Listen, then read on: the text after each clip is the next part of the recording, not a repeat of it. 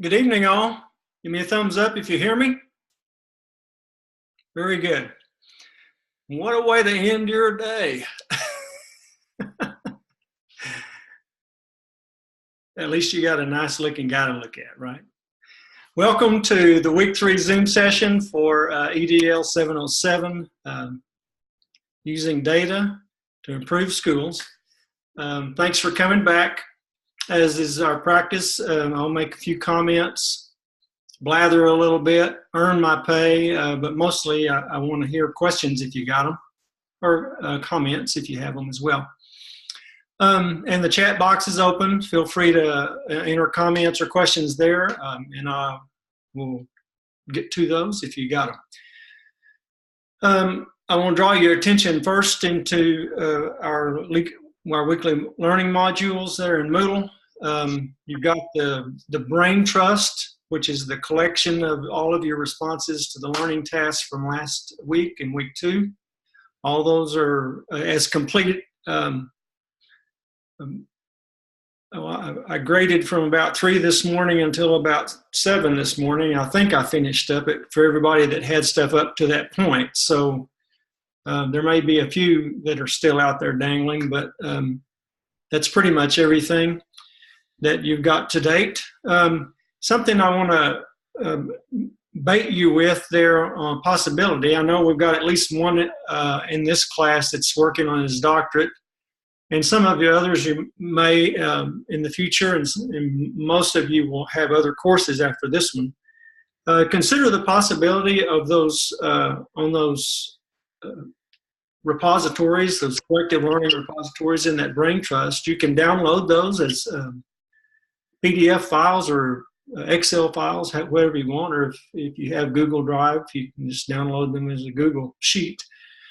But you can save those in places, whatever you like to save documents and stuff, and you'll have that stuff available to you for in times to come for other classes. And also another thing for your consideration, those of you, presumably all of you think at some point you're going to move into school leadership position, and you'll find yourself in the position of hiring and firing. More hiring than firing, I hope. One of the things that I would like to spend more time with you than I get to spend with you, because I would certainly be conditioning you to constantly be on the lookout for talent. And I think you already can see that some of the people that you're in class with are pretty talented and pretty bright people. But as a school leader, you're constantly on the lookout for people that you want to steal from other districts. And you also want to be constantly on the lookout for people that you think you might want to work with and for.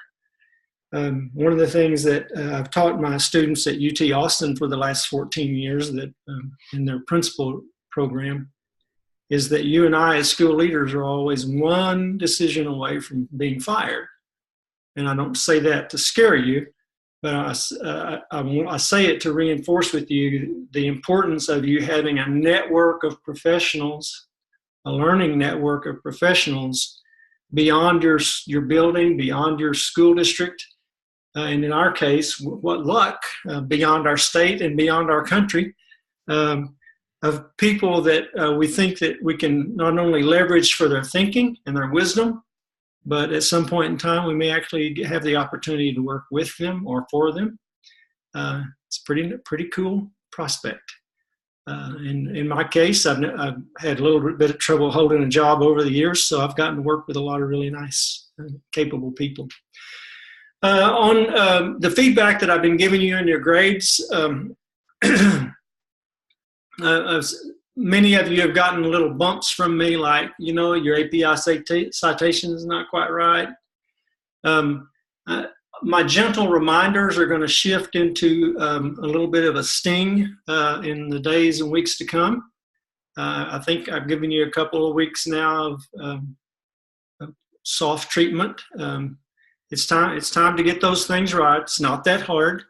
It's the same formula every time. It's always first.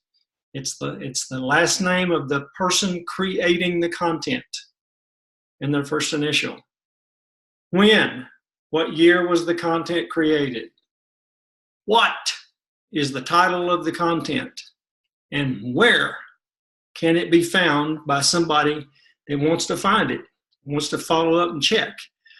So if you'll make sure you do that, and as some of you have actually on the side have asked me specifically, for the correct citations.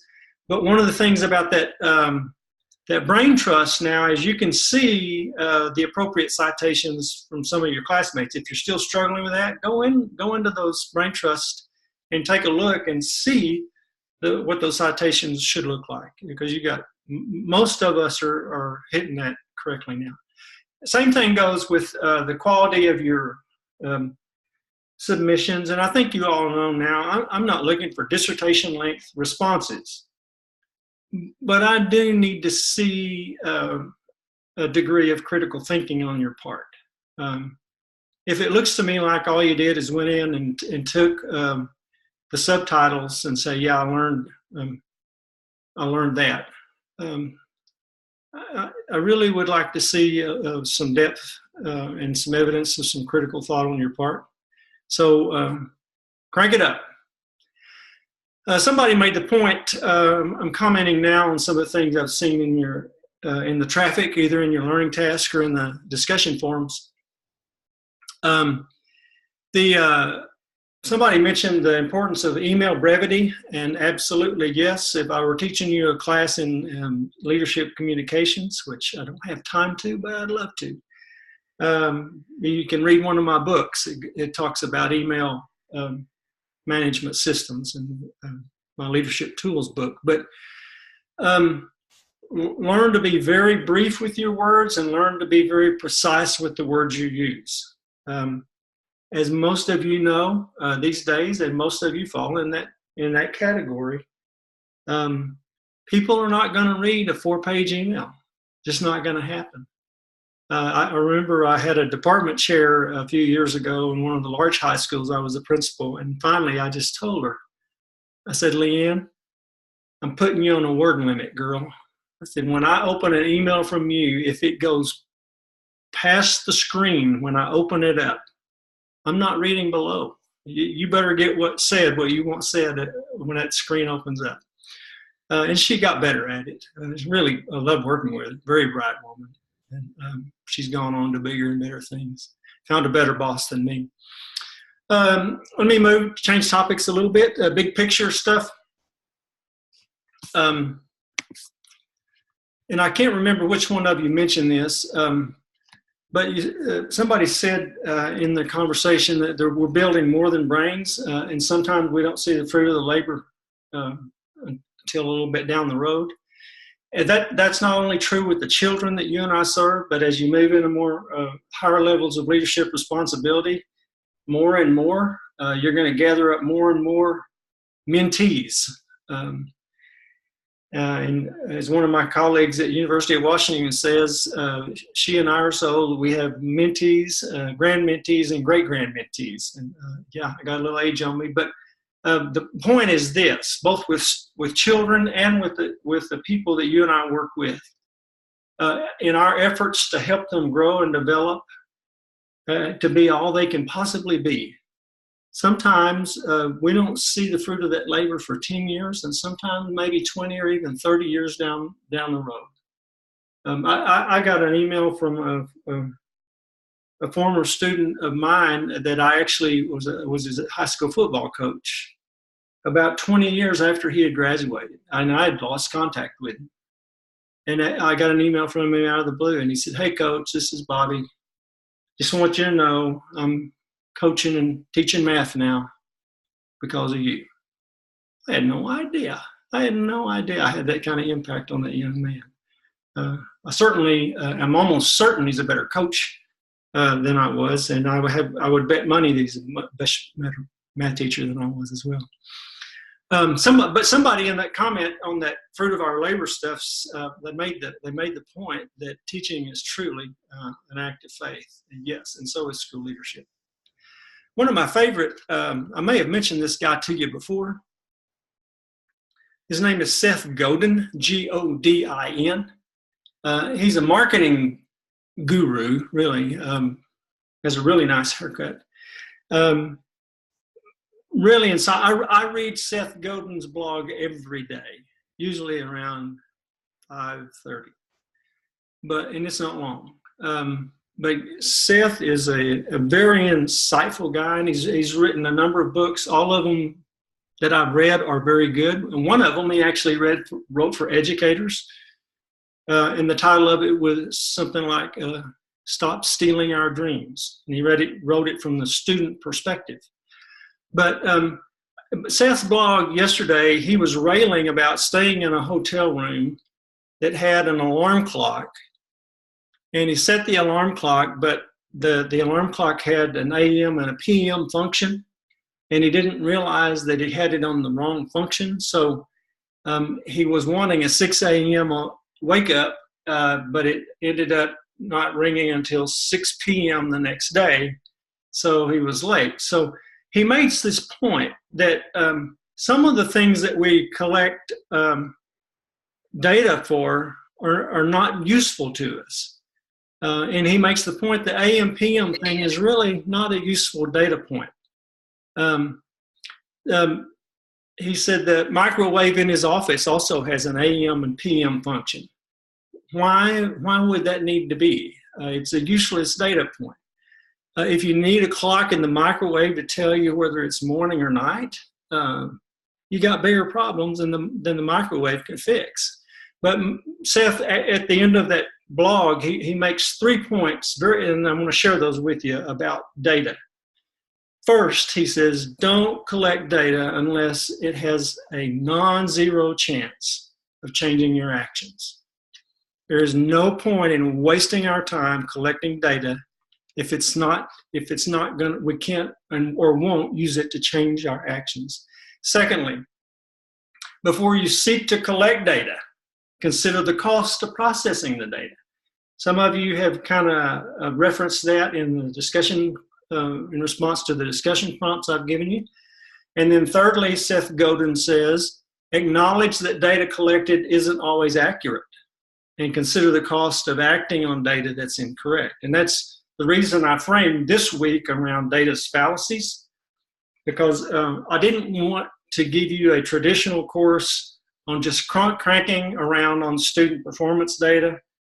Most of you get a pretty good dose of that in your teaching settings. Most of you, not all of you, obviously, from what I've seen in your responses.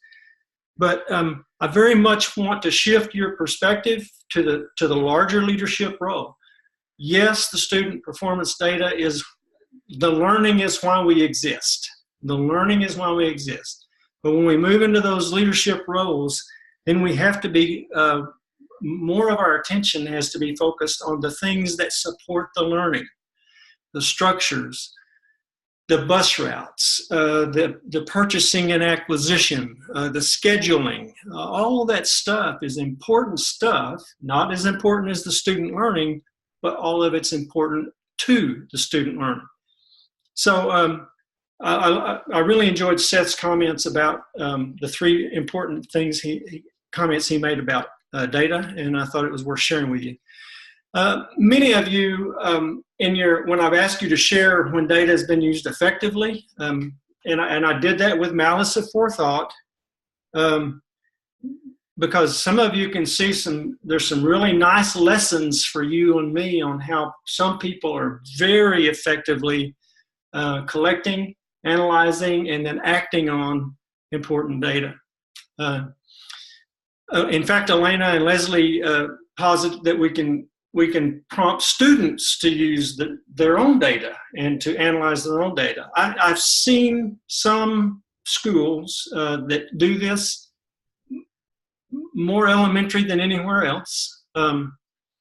But I've seen some really nice examples of teachers and teaching teams teaching the students how to use their data and track their progress.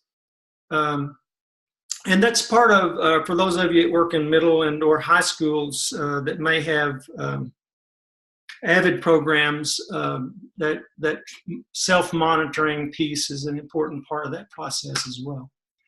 I didn't know this until last fall.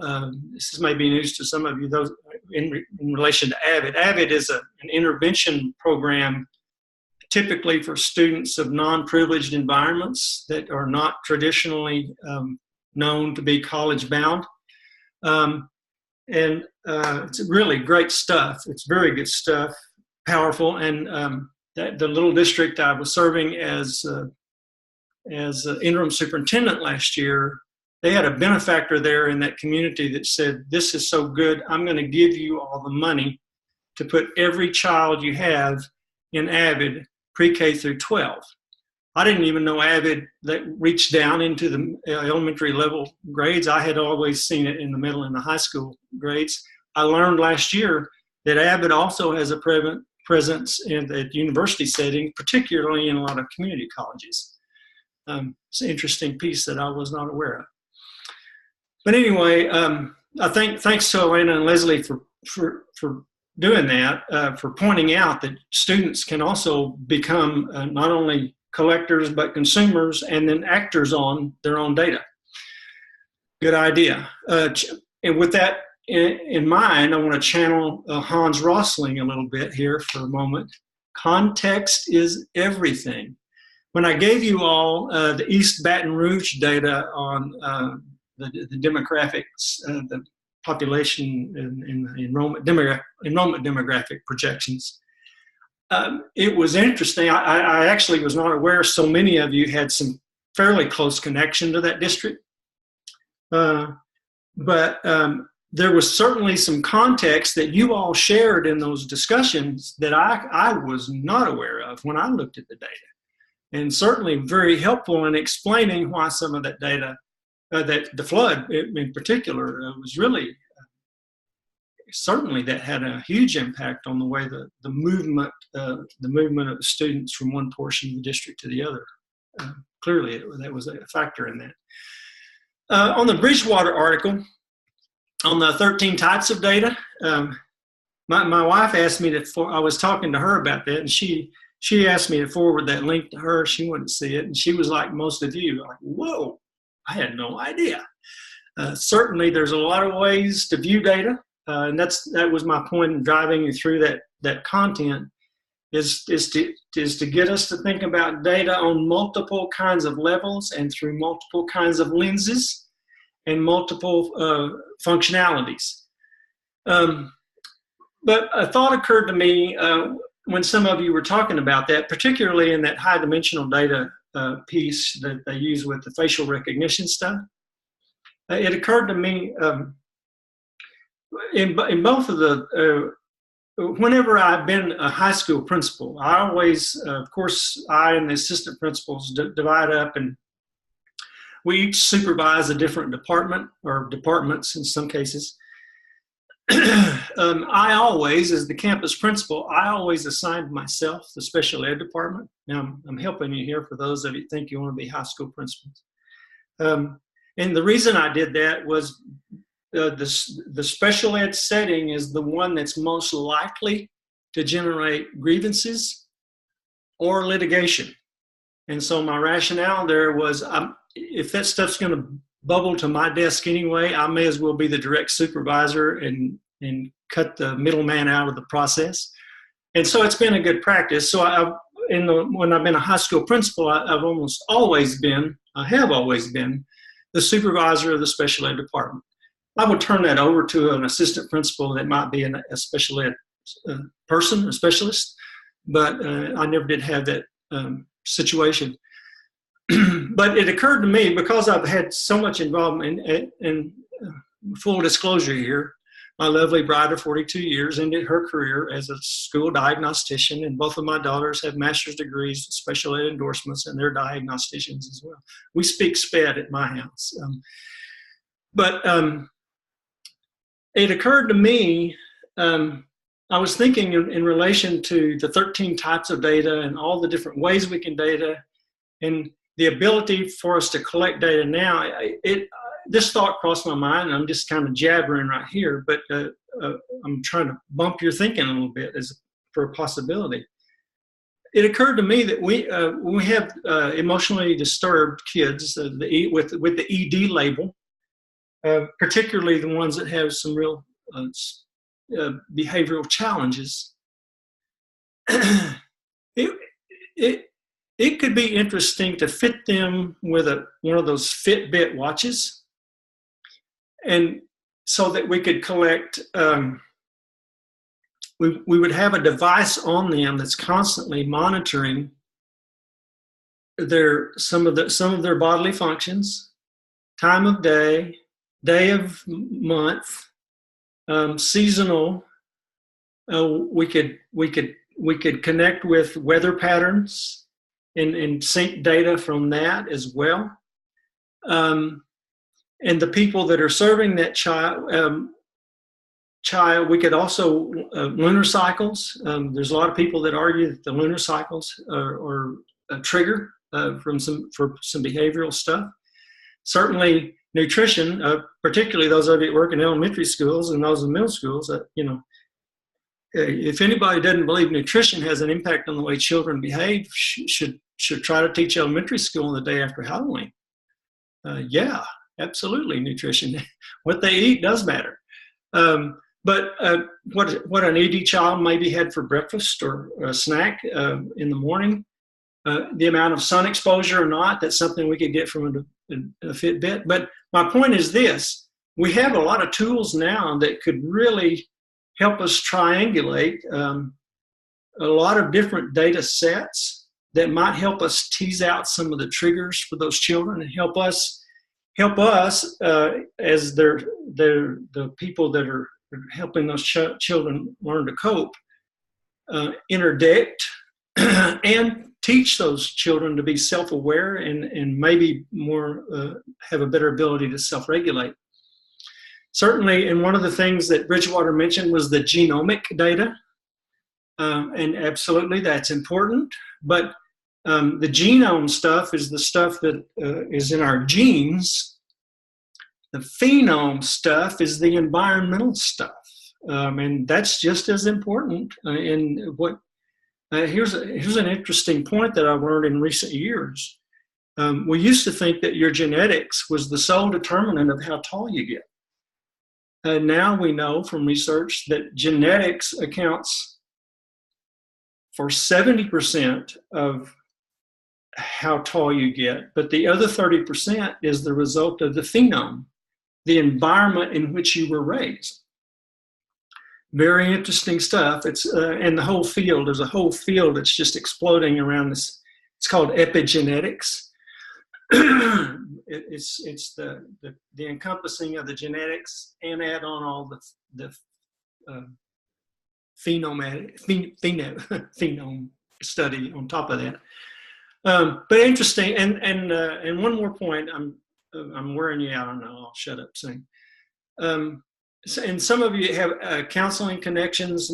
Probably have heard this acronym ACE, Adverse Childhood Experiences, and the whole concept behind that is that children that are under constant duress from those adverse childhood experiences, they're in environments, their phenome is such that their biology is constantly triggering adrenaline. So our bodies are built to pump adrenaline in those acute circumstances where we have to fight or fly. But some children are raised in environments where it's not an acute, it's a chronic condition, and they get a constant pumping of adrenaline into their system. And actually, the Kaiser Permanente healthcare group funded a study a few years ago of old people like myself, my generation, and they were tracking backwards to try to determine the level of those ACE, those adverse childhood experiences for us old farts.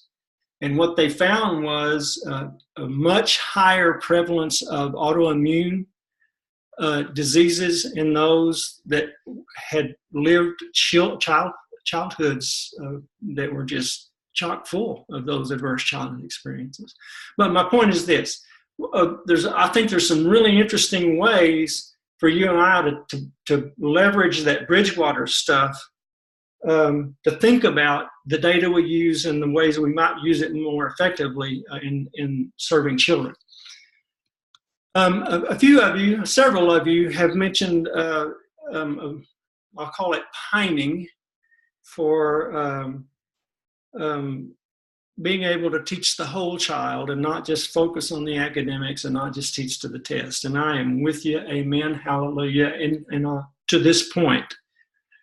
Both school districts that I worked in which I served as superintendent, we actually went through a district-wide conversation that spanned at least a year. In one case it was about a year, in the other case it was about 18 months, in which we were trying to, I was leading conversations with the stakeholder groups in that district to determine what it is we wanted our children to learn as a result of them being in our care for 13 years. And we developed, in one district we called it the graduate profile, in the other district we call it the learner profile. But we basically were saying there are so many things that we believe is more important or as important to teach our children as the quadratic formula, and I can say that because I'm a former math teacher, but to help them be happy and successful and productive for a lifetime. That's what we're training, that's what we're educating them for, the whole child thing.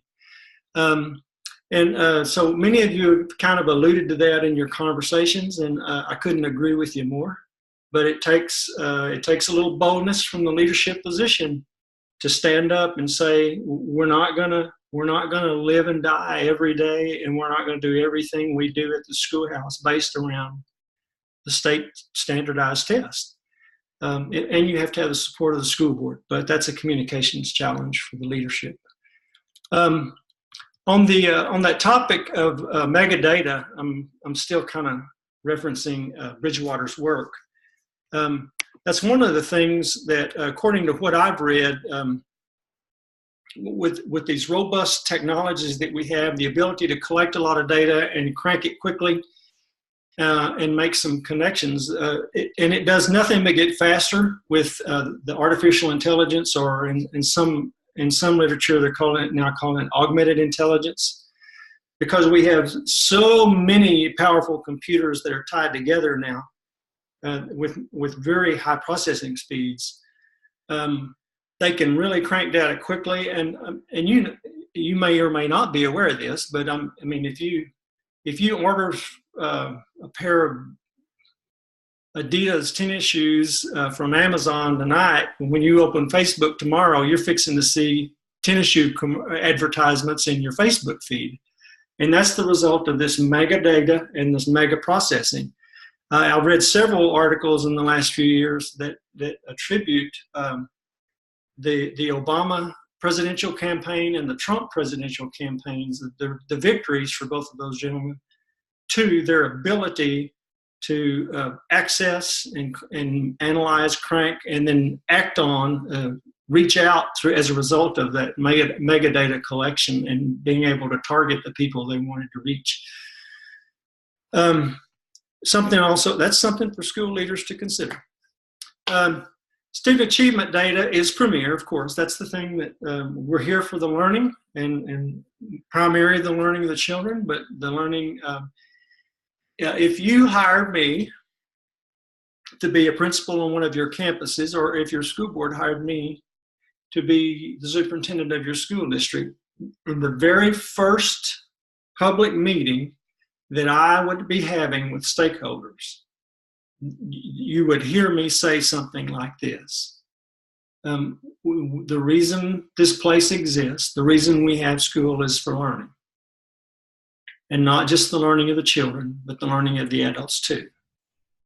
And in my view, if the learning of the adults is the precursor of the learning of the students, if you and I as the adults in this system, in this organization, are not learning faster than the students, I think we got a problem.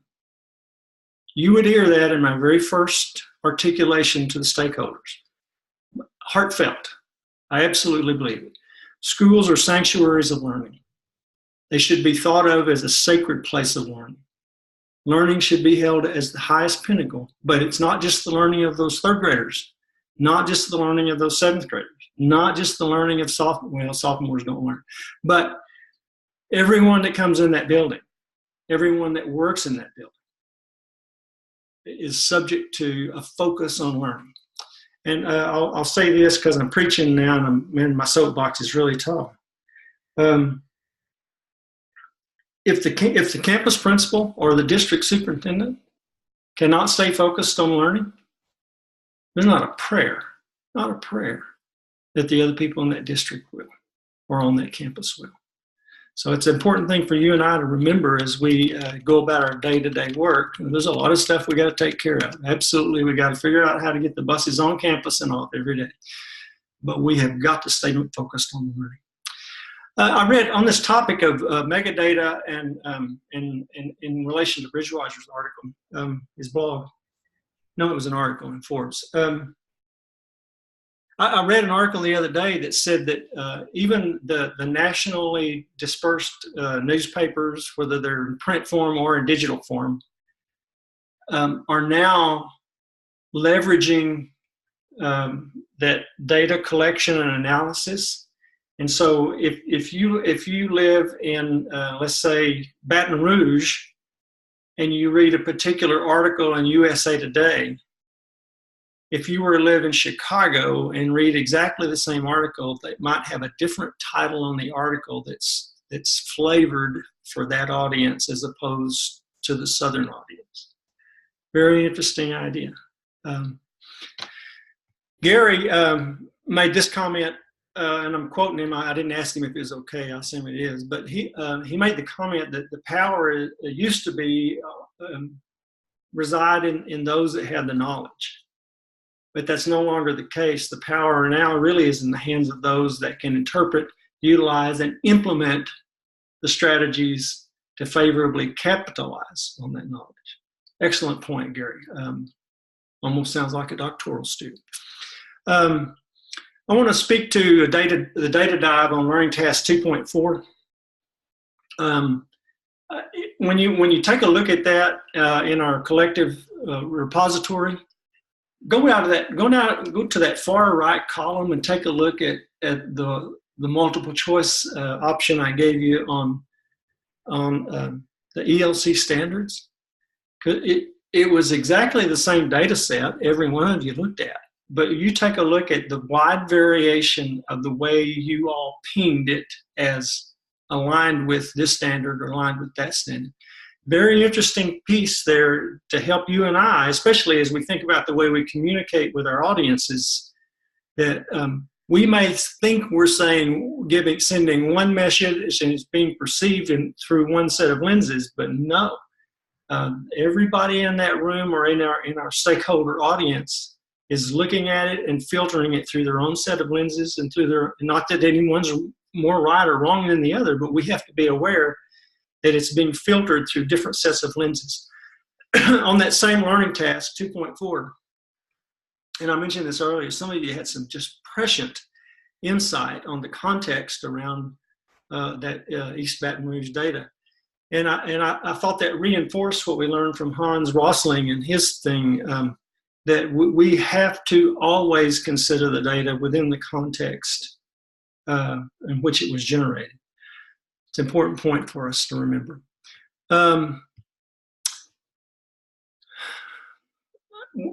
In your group, in our group, we have students in rural settings, we have students in suburban settings, we have students in urban settings, we have charter schools folks, we have private school folks, we have people that teach at college level, and we've got people that work primarily as educational support roles, not particularly for a school at the moment.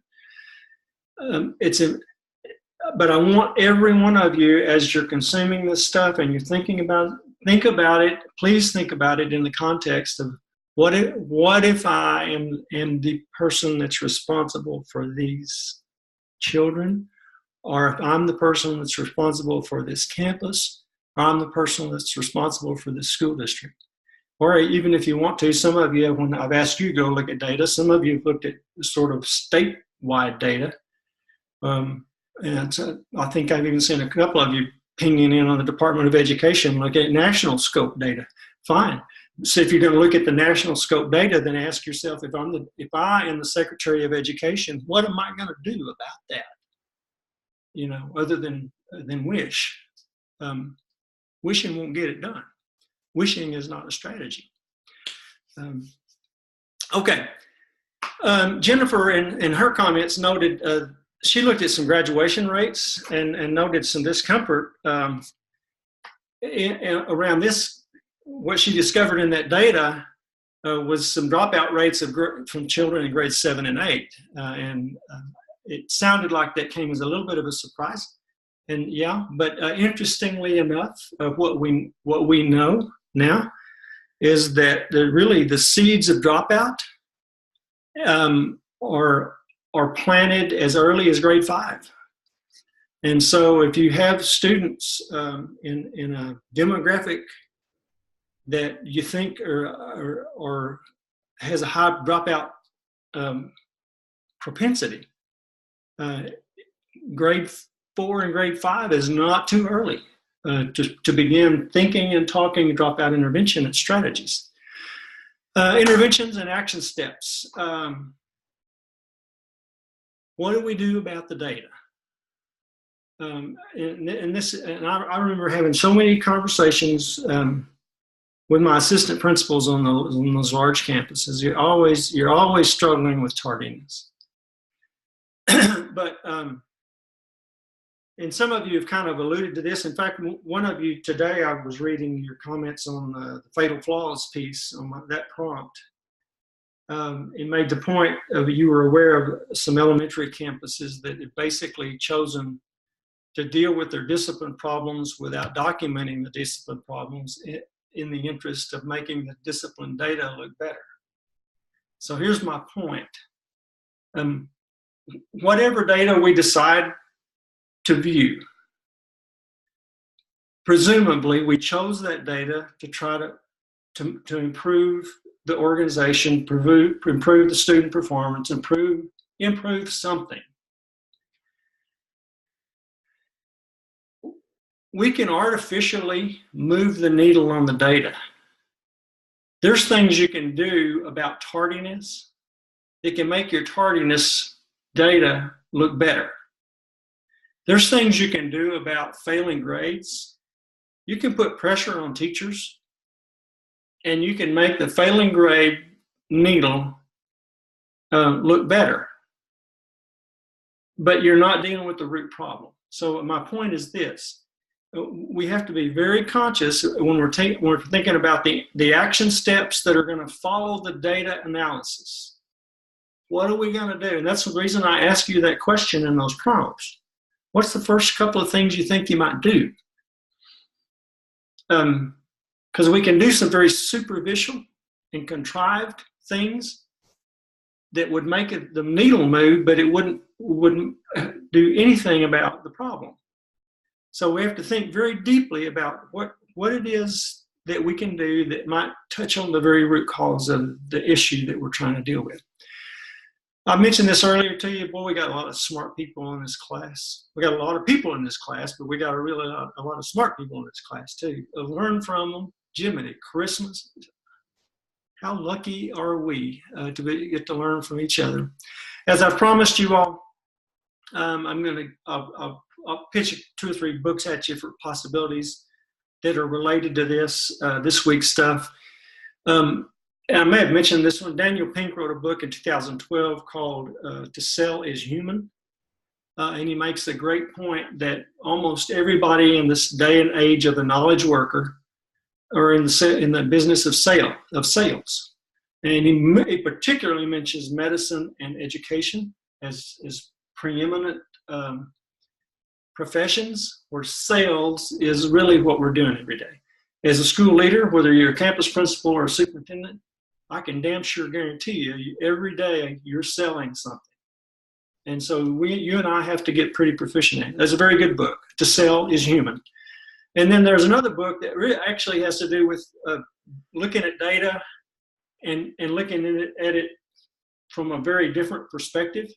And it was written in 2005 by a couple of guys named Levitt and Dubner. The title of it is Freakonomics. Some of you have probably seen the movie or the documentary. Extremely interesting. But their findings are interesting, but what's interesting is the way, they look at a set of data or circumstances that seem pretty obvious on the surface, but when they twist and look at it from a different angle, the takeaways are far different. Okay, I'm gonna quit jabbering. I'm gonna answer your questions if you have them. I'm gonna look on the chat box in just a second. You can ask me questions about this course, or if some of you are in the internship, if you want to ask about that, you can. Or if, I don't care what you ask me. I'll answer just about anything. Or as one of my physician friends, I think I mentioned Dr. Roby Mitchell to some of you before. He's a physician out of Amarillo, Texas, just a wild man. But he always uses the acronym MSU. And I would read that or hear him say MSU for months. And finally I said, Roby, what? Because I was thinking Mississippi State, Missouri State, what? Montana, what is MSU? And he said, making shit up. So I'm guilty of that from time to time, but I'll try to check that tendency of mine and shoot as straight with you as I can. Ask me questions if you have.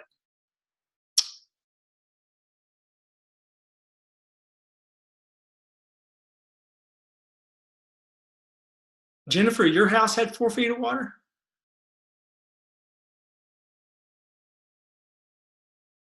Wow. I got 6 outside in the shed, and I'm on a 2.5-foot slab.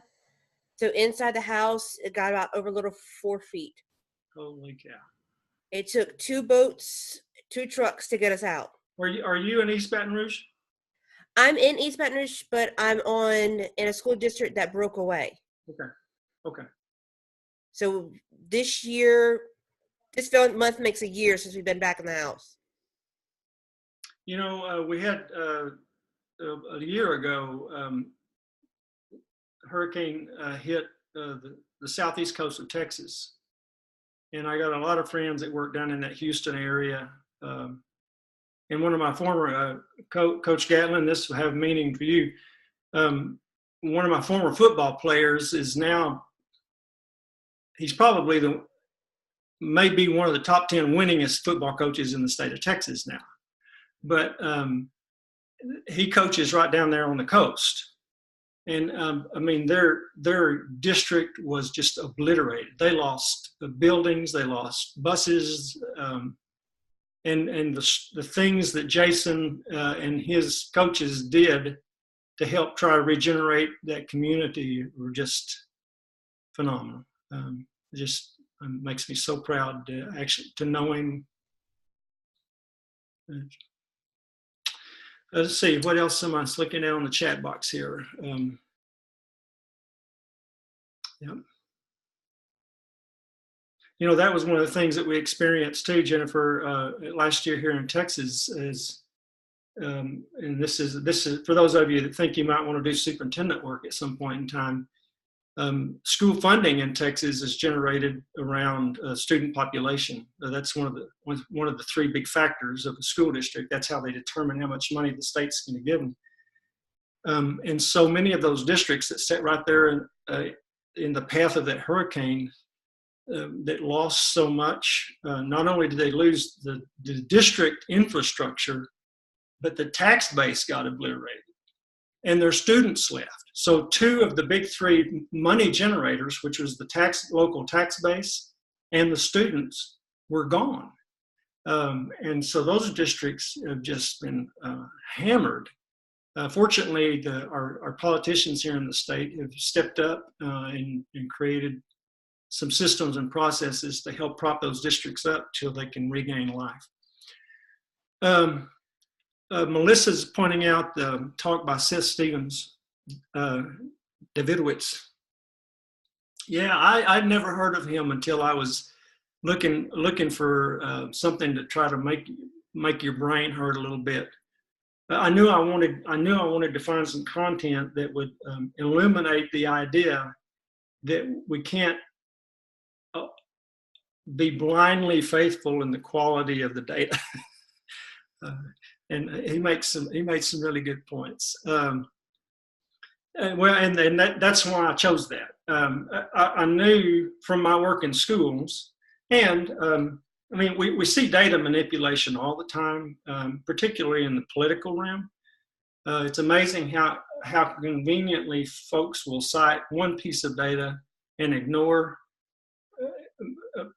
just as relevant data, but doesn't support their position.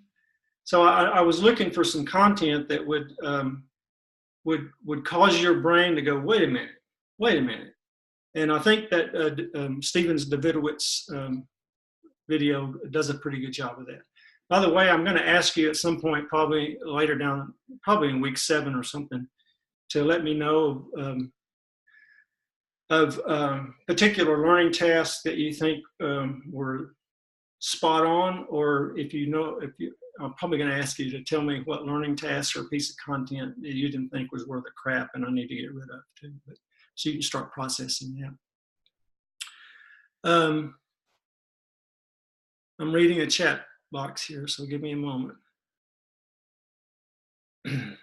Yeah, Jennifer, you said you've taken stats courses. You know, I was a math teacher and I hated stats. I just hated them.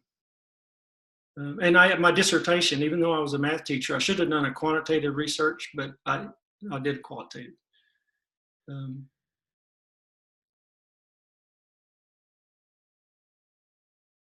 Mrs. Howard, is that Andrea? Okay.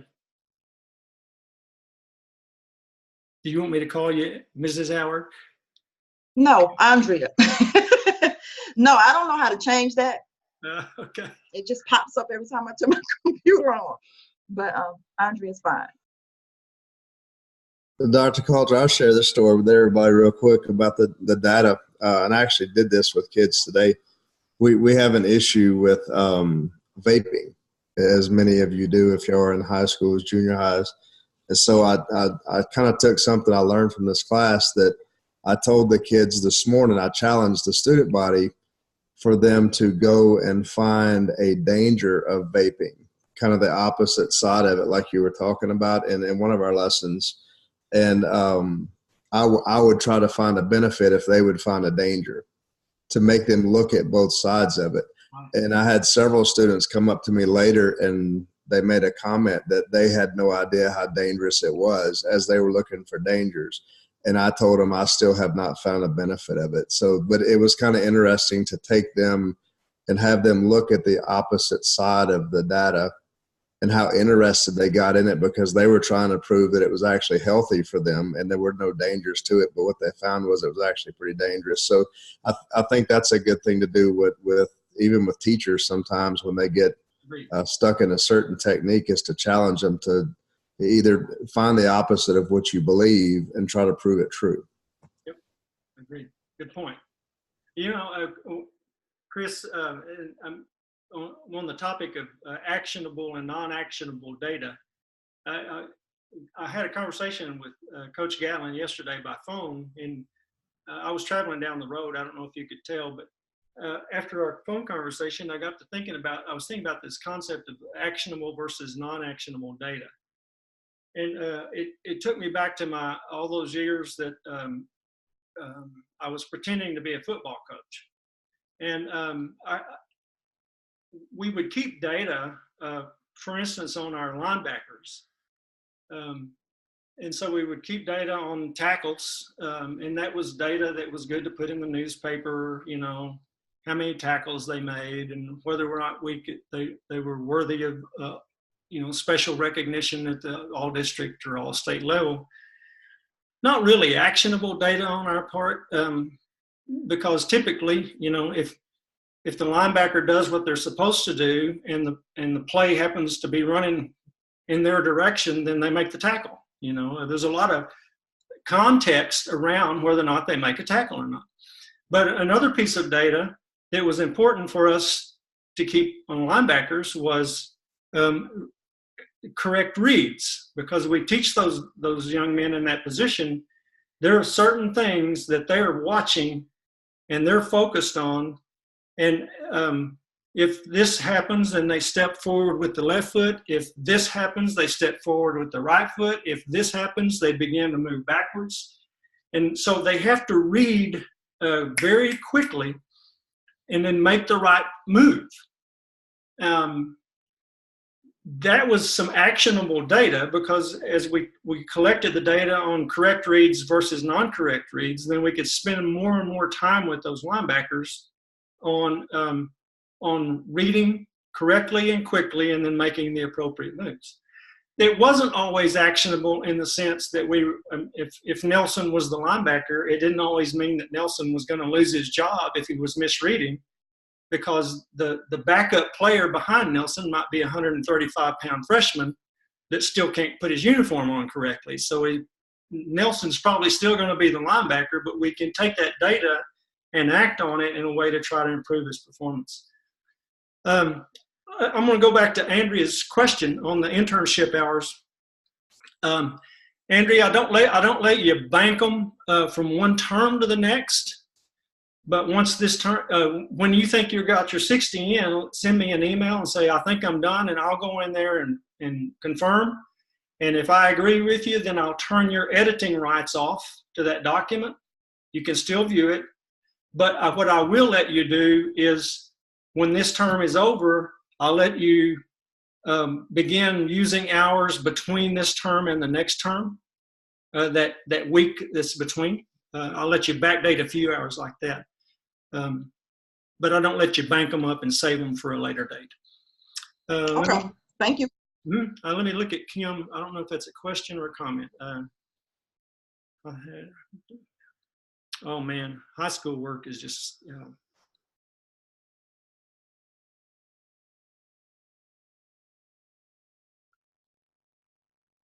yeah, I know. And that was, I'm reading Kim Thomas's comments there in the chat box.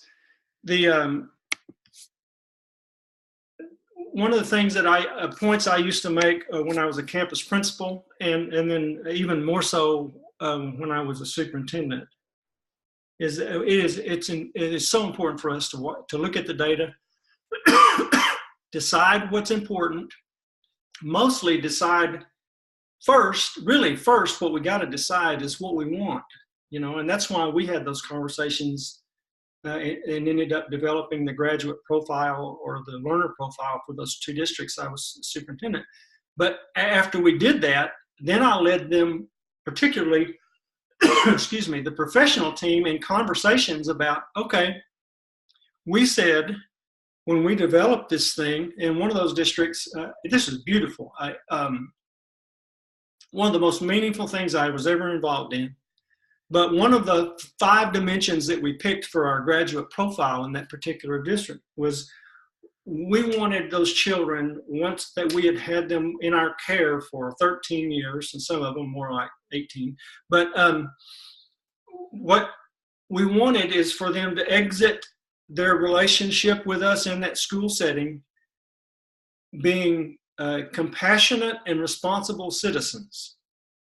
Now, I had never expected the word compassionate to come up in a conversation like that, but I was so thankful because it was beautiful. But then I had to lead our professional team. Said, okay, in our school board, we've decided we want our children, as a result of us touching them, to be compassionate people.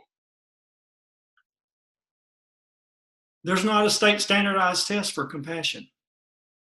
So we got to figure out some way to try to build that into the curriculum over the 13 years.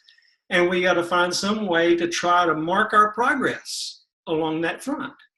It was great work. But kind of messy.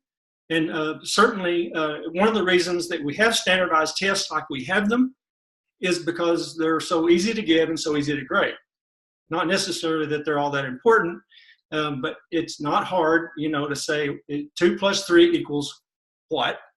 Because it's a very clear, simple answer, and Nelson either got it right or got it wrong. Pretty easy to grade. And then we can rank Nelson against all the other students in the district as either proficient or not. Other questions that you, oh, wait a minute. There's more here.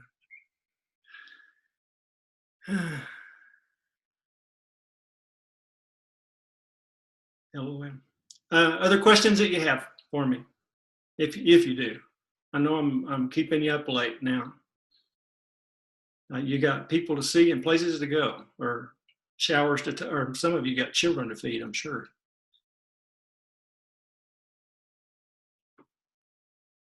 Okay, well, thanks for letting me be on your team. I love learning with you, and I love learning from you. I think you all know, if you need me, reach out to me and you'll hear back from me quickly. Use me as you need me. Good night.